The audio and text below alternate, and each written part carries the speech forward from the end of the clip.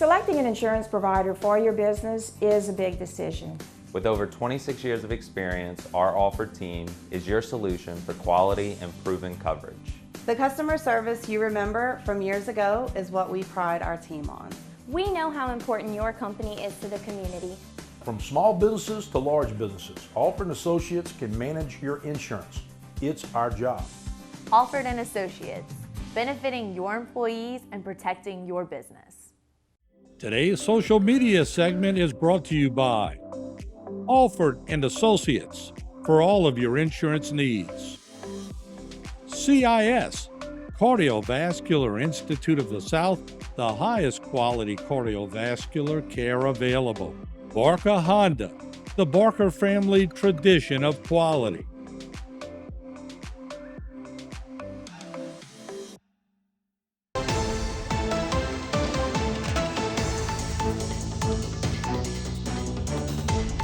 Hello and welcome to this edition of Bayou Time. Again, your host Keith Weissite, licensed clinical social worker with Terrebonne Home Care. Very glad you're joining us.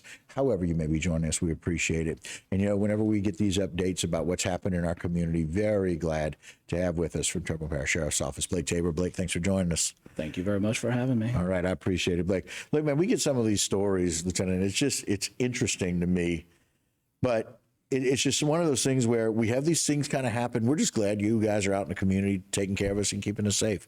Tell us a little about this kid with arson. Yeah, so, this is kind of one of the unique ones that we talk about. Right. There's been a lot of talk about fire lately, and we've had a lot of social media inquiries, especially with the latest case that we did the press conference on, and talking about that poor young girl that was set on fire, but this is another case that could turn very tragic very quickly. So this was a case on May 27th, shortly before noon. We responded to reports of a disturbance in the 200 block of Jadon Drive. As officers arrived, they learned that there was a male subject by the name of Hunter Learett. You see him photographed here. He's an 18-year-old male from Houma. Was involved in a disturbance, verbal disturbance within the home with a couple of occupants there. As a result, he grabbed a bottle of lighter fluid and began to douse the residents in certain areas with lighter fluid. During a disturbance with one of the occupants of that home, he began to squirt that particular caller with lighter fluid and made threats of setting him and the residents on fire.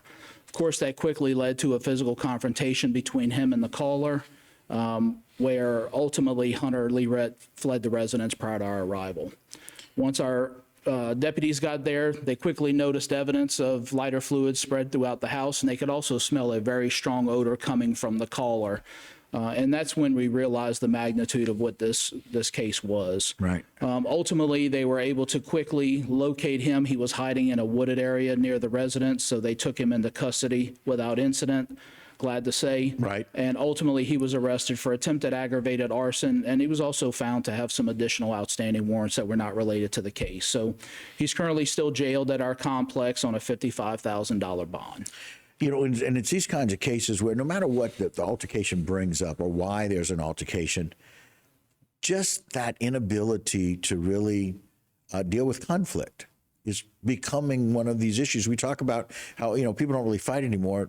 There's somebody brings a knife or a gun. Absolutely. And so he used this avenue of this passive aggressive, if you will, threat, where you're actually spraying somebody with lighter fluid, threatening to light them on fire. And again, right after this recent situation that we saw of a really bad, difficult situation where someone was tortured in a similar sense by burning, and just this inability to really handle things well.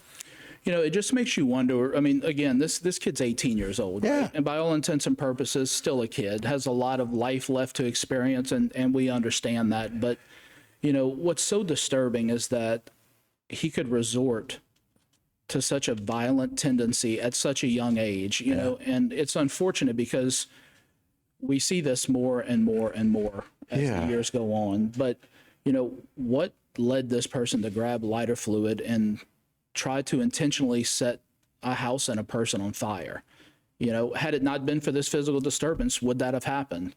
Yeah. The evidence certainly points in that direction. Yeah. And so it just leaves us wondering, where this kid is and what we should do to help him. Right, and what he's capable of, if you will. Absolutely. And I know that they'll have this avenue be some mandatory counseling for him to get some help. And I know, fortunately, we have social workers that they work in our jail systems, and being able to maybe connect him and maybe some psychiatric history here, Absolutely. or some psychiatric issues that can be addressed.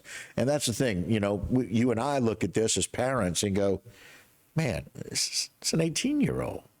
He's got a lot of life, but man, really made a poor choice, and now the impact of that's going to, be jail time. Absolutely. And the question really boils down to right and wrong. Yeah. This is an 18-year-old kid, for all intents and purposes, should know right from wrong. The early indication is that he does know right from wrong. But again, why resort to this level of violence because of a verbal altercation in a home? Right.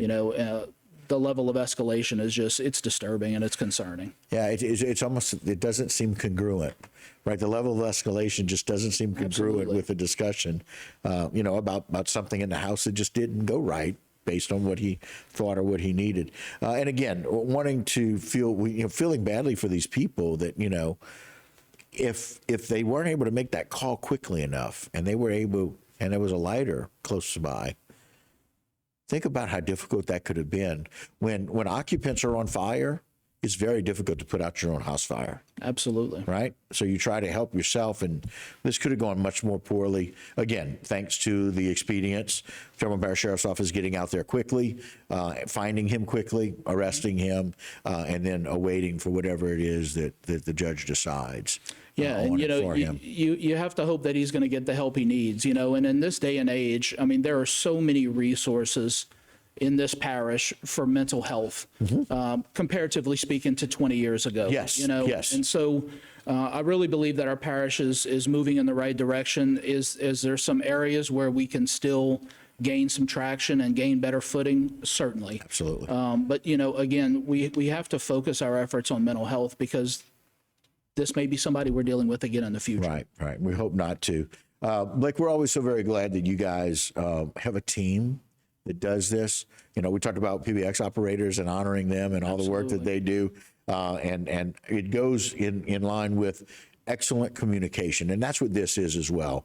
Making sure we're letting the public know about what it is that you guys are doing, what's happening on the street, to getting people off of the street and keeping them safe. And ultimately, that's the one thing we're most appreciative of.